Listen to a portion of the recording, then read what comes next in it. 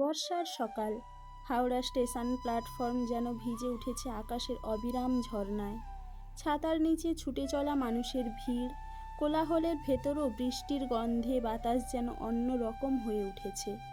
ট্রেনের বাঁশি বাজছে দূরে, কোথাও গরম চায়ের ভাব মিশছে বাতাসে, আর ভিজে রেলের লোহার গন্ধ মিলে গেছে কোলাহলের সঙ্গে। মাধুরী ধীরে ধীরে কামরার জানালার পাশে গিয়ে বসলো। ভিজে শাড়ির আঁচল সামলে ব্যাগটা কোলে রাখলো।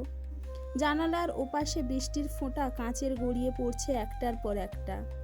ফোঁটার সেই টুপটাপ শব্দ যেন ট্রেন ছাড়ার আগেই এক অচেনা ছন্দ তুলেছে। হাওড়ার এই ভিড় আর হইচইয়ের ভেতরে একা বসে থাকতে থাকতে মাধুরীর চোখ হঠাৎ স্থির হলো পাশের আসনে। সেখানে এসে বসেছে এক তরুণ। বয়স বেশি নয়, 24-25 হবে। চোখে কালো ফ্রেমের চশমা, হাতে ধরা একটা মোটা বই, আর ব্যাগটা সযত্নে পাশে রেখেছে। তার ভঙ্গিতে অদ্ভুত এক শান্ত ভাব, যেন ভিড়ভাট্টার মাঝেও কোথাও অন্য জগতে ডুবে আছে।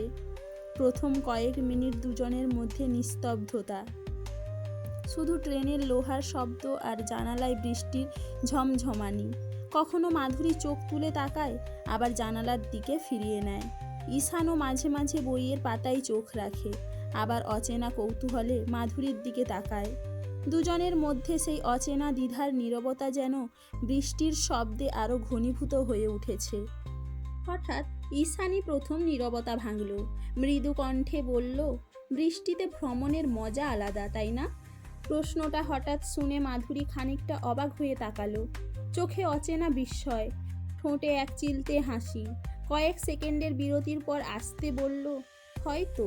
এই ছোট্ট হয়তো তেই যেন নতুন এক গল্পের সূচনা হলো। ট্রেন হুইসেল দিয়ে ধীরে ধীরে চলতে শুরু করলো। জানালার পাশে ভিজে দৃশ্যগুলো একটার পর একটা পিছিয়ে যাচ্ছে। বৃষ্টি ভেজা মাঠ, গাছপালা, ছুটে চলা মানুষের ছায়া, সব যেন সিনেমার পর্দায় ভেসে যাচ্ছে।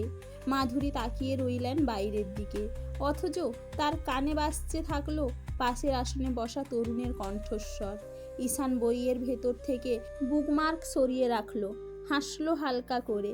আমি ঈশান, সাহিত্য নিয়ে পড়াশোনা করি। ভ্রমণে গেলে বই ছাড়া চলেই না। মাধুরী একটু দ্বিধা নিয়ে উত্তর দিলেন, আমি মাধুরী, কলকাতায় থাকি। খুব বেশি ভ্রমণের সুযোগ হয় না, তবে আজ মনে হলো বেরোনো দরকার। দুজনের কথায় আর কোনো জটিলতা নেই, বরং যেন সহজ স্রোতের মতো এগিয়ে যেতে লাগলো। বৃষ্টির ফোঁটায় ভিজতে ভিজতে প্ল্যাটফর্ম পেছনে ফেলে ট্রেন ছুটছে, আর তার সঙ্গে ছুটছে দুজন অচেনা মানুষের অদ্ভুত সংযোগ। মাধুরী খেয়াল করল, ঈশানের চোখে এক ধরনের প্রশান্তি আছে, হয়তো বই পড়ার অভ্যেস থেকেই, কিংবা হয়তো ভেতরের এক অদৃশ্য স্বপ্নবাজি। অপরদিকে ঈশান বুঝতে পারল, মাধুরীর কণ্ঠে এক অদ্ভুত সুর আছে, যা তাকে আরও কথা বলার জন্য টানছে। তাদের কথোপকথন খুব গভীর কিছু নয়, হালকা সরল, কখনো বৃষ্টি নিয়ে, কখনো ভ্রমণ নিয়ে, কখনো বা একেবারে ছোটোখাটো প্রসঙ্গ। অথচ প্রতিটি শব্দ যেন ভিজে ট্রেন যাত্রায় আলাদা একটা উষ্ণতা এনে দিল। জানালার কাঁচে জমে থাকা ফোঁটাগুলো গড়িয়ে পড়ছে নিচে, যেন প্রতিটি ফোঁটা তাদের মধ্যে জন্ম নেওয়া অনিশ্চয়তাকে মুছে দিয়ে এগিয়ে যেতে বলছে। বাইরে বর্ষার রং, ভেতরে এক অচেনা আলাপের প্রথম আঁচ। মাধুরীর মনে হঠাৎ একটা প্রশ্ন ভেসে উঠল, এই অচেনা যাত্রা সঙ্গী কি কেবল আজকের ভ্রমণ সঙ্গী হয়ে থাকবে, নাকি বৃষ্টির মতোই নিঃশব্দে তার জীবনের ভেতরে ঢুকে পড়বে অদৃশ্যভাবে? ট্রেন তখন ছুটে চলেছে বৃষ্টি ভেজা বাংলার বুক চিরে। দুই অচেনা মানুষ, দুই অচেনা আসন, অথচ এক সকাল, যা হয়তো তাদের চিরকালের জন্য মনে গেঁথে থাকবে। ট্রেন তখন গতি পেয়েছে। কামরার ভেতর হালকা দুলুনি, জানালার কাঁচে এখনো বৃষ্টির ফোঁটা টুপটাপ করে পড়ছে। বাইরে সবুজ মাঠ, দূরে কুয়াশায় ঢাকা গাছপালা, আর কদাচিৎ দেখা যাচ্ছে ভিজে পথ ধরে হাঁটা মানুষ। প্রতিটি দৃশ্য যেন বৃষ্টির রঙে আঁকা এক একটা জল রঙের ছবি। ঈশান বইটা বন্ধ করে ব্যাগে রেখে দিল, তারপর হেলান দিয়ে জানালার বাইরে তাকিয়ে হালকা গলায় বলল, আসলে আমি বরাবরই মনে করি বৃষ্টি মানুষকে কাছাকাছি আনে, অচেনাদেরও। মাধুরী ভ্রু তুলে তাকালেন, খানিকটা অবাক হলেও চোখে একটা মৃদু হাসির ছায়া। কাছাকাছি আনে মানে? ঈশান একটু ভেবে বলল, ভাবুন তো, আজ যদি রোদেলা দিন হতো আমরা হয়তো এভাবে কথাই বলতাম না। আপনি জানলার বাইরে তাকিয়ে থাকতেন, আমি বইয়ে ডুবে যেতাম। কিন্তু এই বৃষ্টি যেন আমাদের দুজনকে এক ছাদের নিচে দাঁড় করিয়ে দিল। মাধুরী কিছুক্ষণ চুপ করে থাকলো। ট্রেনের আওয়াজে তার চুপ করে থাকা যেন আরো স্পষ্ট হয়ে উঠল। তারপর ধীরে ধীরে উত্তর দিল, হয়তো আপনি ঠিকই বলেছেন। বৃষ্টির মাঝে মানুষ এক ধরনের ভিন্ন মেজাজে থাকে, হয়তো একটু নরম হয়ে যায়, একটু খোলামেলা হয়। ঈশান হেসে ফেলল। ঠিক তাই, তাই তো এত অচেনা হয়েও আমরা কথা বলছি। আমার তো মনে হচ্ছে এই যাত্রাটা শুধু গন্তব্যে পৌঁছানোর জন্য নয়, বরং একটা অদ্ভুত আলাপের জন্য। মাধুরী চুপচাপ জানালার বাইরে তাকালো। কাঁচে জমে থাকা বৃষ্টির ফোঁটায় তার মুখটা ঝাপসা হয়ে যাচ্ছে। ভেতরে লুকিয়ে থাকা চিন্তাগুলোও যেন ঠিক সেভাবেই ঝাপসা হয়ে রইল। হঠাৎ ঈশান জিজ্ঞেস করল, আপনি কোথায় যাচ্ছেন? শান্তিনিকেতন। ছোটবেলা থেকে দেখার ইচ্ছে ছিল, কিন্তু সময় হয়ে উঠছিল না। আজ সুযোগ হলো। ঈশানের চোখ যেন ঝলমল হয়ে উঠল। ওহ, শান্তিনিকেতন! আমি তো কয়েকবার গিয়েছি। ও জায়গায় একটা অন্যরকম টান আছে। লাল মাটি, শালপিয়ালের বন আর কবিগুরুর ছায়া, সব মিলিয়ে মনে হয় সময় থেমে গেছে। মাধুরীর ঠোঁটে হালকা হাসি ফুটল। তাহলে তো আপনিই আমার গাইড হয়ে যেতে পারেন। ঈশান একটু হেসে বলল, হতে পারি বটে, তবে ভয় হয়। আপনার ধৈর্য আছে তো? আমি একটু বেশি কথা বলি। এই কথাতেই দুজনের মধ্যে হেসে ওঠা যেন এতক্ষণে বরফ ভেঙে গেল। হাসিটা যতটা সহজ, তার ভেতরে ততটাই গভীর। বৃষ্টি আরো জোরে পড়তে শুরু করলো। জানালার বাইরে সব ঝাপসা হয়ে গেছে, যেন পৃথিবীটা এক অচেনা পর্দার আড়ালে ঢাকা। আর সেই ঝাপসার ভেতরে দুজন অচেনা মানুষ কথোপকথনের বুনতে শুরু করলো। এক অদ্ভুত সংযোগ। কিছুক্ষণের মধ্যে চাওয়ালা এসে পড়ল। কাঁচের গ্লাসে ধোঁয়া ওঠা চায়ের গন্ধে যেন পুরো কামরা ভরে গেল। ঈশান মাধুরীর দিকে তাকিয়ে বলল, চা খাবেন? মাধুরী একটু ভেবে হেসে মাথা নেড়ে সম্মতি দিল। দুজনের হাতে তখন গরম চায়ের কাঁচের গ্লাস। বাইরের ভিজে আবহে চায়ের উষ্ণতা যেন আলাদা মাত্রা যোগ করল। মাধুরী বলল, অদ্ভুত না? এই ভিড়, এই কোলাহল, এই অনিশ্চিত বৃষ্টি, সব মিলিয়েই যাত্রার একটা বিশেষ রূপ তৈরি হয়। ঈশান এক চুমুক দিয়ে উত্তর দিল, হ্যাঁ, আর সেই রূপটাই মনে থেকে যায়। আসলে জীবনে কিছু মুহূর্ত থাকে যেগুলো কোনো পরিকল্পনাই তৈরি হয় না, কেবল হঠাৎ ঘটে যায়। চোখাচোখি হলো দুজনের কয়েক সেকেন্ড, কিন্তু সেই মুহূর্ত যেন হাজারটা কথা লুকিয়ে রইল। বৃষ্টির ফোঁটা তখনও গড়িয়ে পড়ছে জানালার কাঁচ বেয়ে। প্রতিটি ফোঁটা যেন বলছে, এই যাত্রা শুধু গন্তব্য নয়, বরং এক অচেনা সংযোগের গল্প। ট্রেন ছুটছে। জানালার বাইরে বর্ষার ভেজা গাছপালা, ধান ক্ষেত আর দূরে মেঘাচ্ছন্ন আকাশ যেন একাকার হয়ে গেছে। কামরার মধ্যে ভিড় আছে, কেউ কথা বলছে, কেউ চা দাবার সঙ্গী হয়ে ব্যস্ত। আবার কোথাও শিশুর কান্নার শব্দ ভেসে আসছে। তবে ঈশান আর মাধুরীর চারপাশ যেন অন্য এক জগৎ। দুজনের মধ্যে তৈরি হয়েছে এক নীরব বৃত্ত। চোখের খেয়ালে বিন্দুমাত্র স্পর্শ, হালকা হাসি, কেবল ছোট ছোট কথার মধ্যেই কিছু একটা বেড়ে উঠেছে, অচেনা অথচ গভীর। হঠাৎ ঈশান চুপচাপ হয়ে বসে থেকে বলল, মাধুরী, তুমি কি ভাগ্যে বিশ্বাস করো? প্রশ্নটা অপ্রত্যাশিত। মাধুরী চোখ মেলেই তাকালো, ধীরে বলল, ভাগ্যে? ঠিক কি বলবো জানি না, তবে মনে হয় কিছু কিছু দেখা, কিছু কিছু মানুষ কাকতালীয় নয়। জীবনের কোনো নির্দিষ্ট খাতা আছে, যেটা ধীরে ধীরে খোলা হয়। ঈশান হেসে মাথা নেড়ে বলল, ঠিক তাই। যেমন আজকের এই ট্রেনের যাত্রা, আমাদের দেখা কেবল কাকতালীয় বলা যাবে না। মাধুরীর বুকের ভেতর হঠাৎ একটা অদ্ভুত শিহরণ উঠল। তার চোখ জানালার বাইরে থাকলেও মন পুরোপুরি ঈশানের কথায় আটকে গেছে। ঠিক সেই সময় ট্রেন টানেলের ভেতরে ঢুকলো। চারপাশ অন্ধকারে ঢেকে গেল। শুধু জানালার ফাঁক দিয়ে ভিজে হাওয়ার গন্ধ ভেসে আসছে।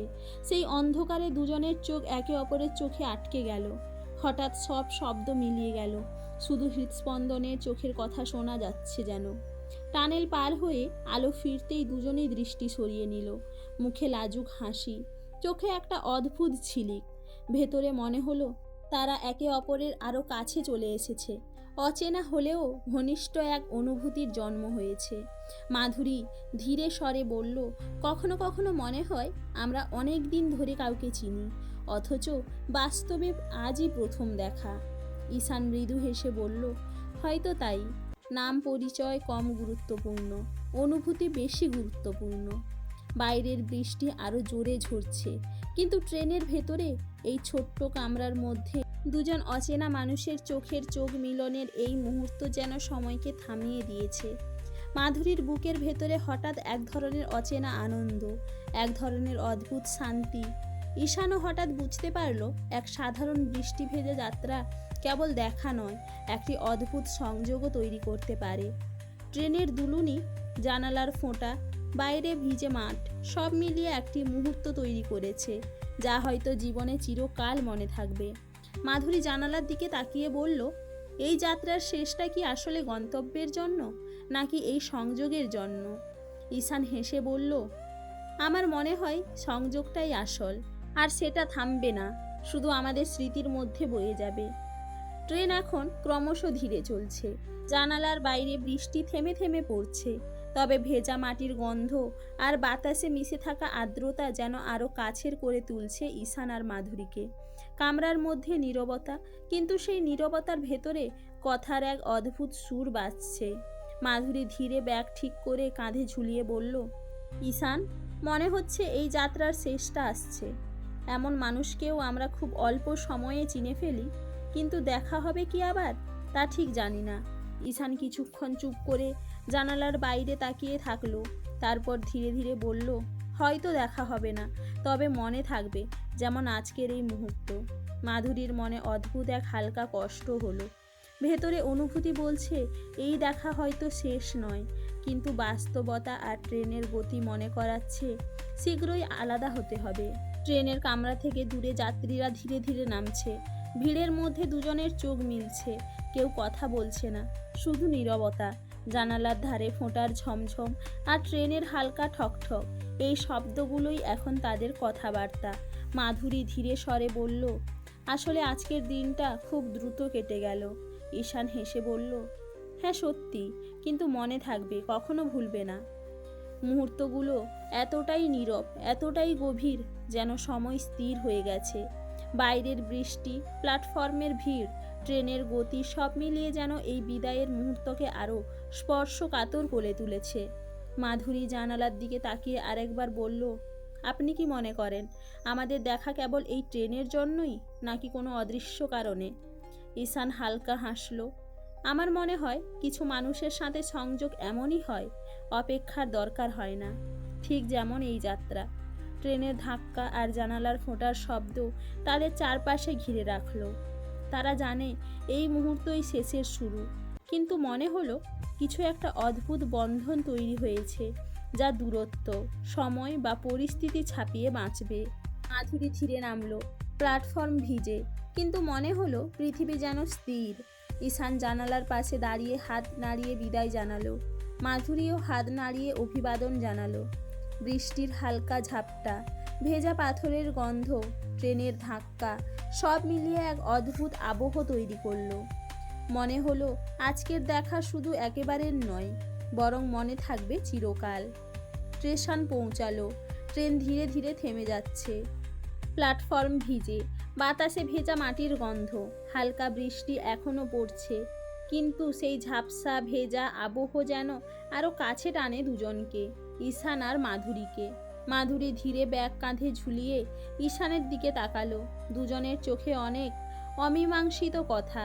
জানালার ফাঁক দিয়ে দেখা যায় ঈশানও তাকিয়ে আছে, কেউ কিছু বলছে না, শুধু চোখের আলাপ। মাধুরী হঠাৎ কণ্ঠে কেঁপে কেঁপে বলল, আবার দেখা হবে কি? ঈশান কিছুক্ষণ নীরব, তারপর জানালার পাশে দাঁড়িয়ে হেসে হাত নাড়ল। মাধুরীও হাত নাড়িয়ে বিদায় জানালো। ট্রেন ধীরে ধীরে ছাড়তে শুরু করলো। ভেজা প্ল্যাটফর্মের পাথরের গন্ধ, বৃষ্টির হালকা ঝাপটা, ট্রেনের ধাক্কা, সব মিলিয়ে তৈরি হলো এক অদ্ভুত আবহ। মনে হলো আজকের দেখা শুধু একেবারের নয়, বরং মনে থাকবে চিরকাল। মাধুরী নামার সঙ্গে সঙ্গে প্ল্যাটফর্মের ধুলিমাখা জল আর বৃষ্টির ফোঁটা তাকে ছুঁয়ে যায়। ভেতরের এক অদ্ভুত শিহরণ। ঈশানের চোখে চোখ রেখে যাওয়া সেই মুহূর্তের স্মৃতি, সব মিলিয়ে মনে হলো সময় যেন থেমে গেছে। ঈশান জানালার পাশে দাঁড়িয়ে চোখে চোখ রাখলো, আর হালকা হাসি, মৃদু কণ্ঠস্বর, সব মিলিয়ে মনে হলো এই সংযোগ ভিজে আকাশের নিচে আবারও গভীর হয়ে গেছে। দুজন জানে হয়তো পরবর্তী দেখা হবে না, কিন্তু আজকের অনুভূতি হৃদয়ে চিরদিনের জন্য গেঁথে গেছে। বৃষ্টির ফোঁটা আর বাতাসের সঙ্গে এই বিদায় যেন এক মৃদু সুরে গাইছে, যেখানে নেই কোনো শব্দ, নেই কোনো নাম, শুধু অনুভূতির গভীরতা। মাধুরী ধীরে ধীরে স্টেশন থেকে হেঁটে গেল। ঈশান জানালার পাশে দাঁড়িয়ে তাকিয়ে রইল। ট্রেন ধীরে ধীরে চলে গেল, কিন্তু দুজনের ভেতরে জন্মানো আলো নিভে যায়নি। বর্ষার আকাশ যতই অন্ধকার হোক, হৃদয়ের ভেতরে এই আলো চিরদিন জ্বলে থাকবে। সমাপ্তি হয়তো না, হয়তো এটি কেবল এক শুরুর অপেক্ষা। বর্ষার সেই ভেজা সকাল, ট্রেনের কামরার নীরবতা, চোখের চোখে মিলন, সব মিলিয়ে তৈরি হলো এক স্মৃতি যা চিরকাল ভাসবে মনে। গল্পটি আপনাদের কেমন লাগলো অবশ্যই কমেন্ট করে জানাবেন। আর যদি গল্পটি আপনাদের ভালো লেগে থাকে তাহলে চ্যানেলটিকে সাবস্ক্রাইব করে আমাদের পাশে থাকবেন।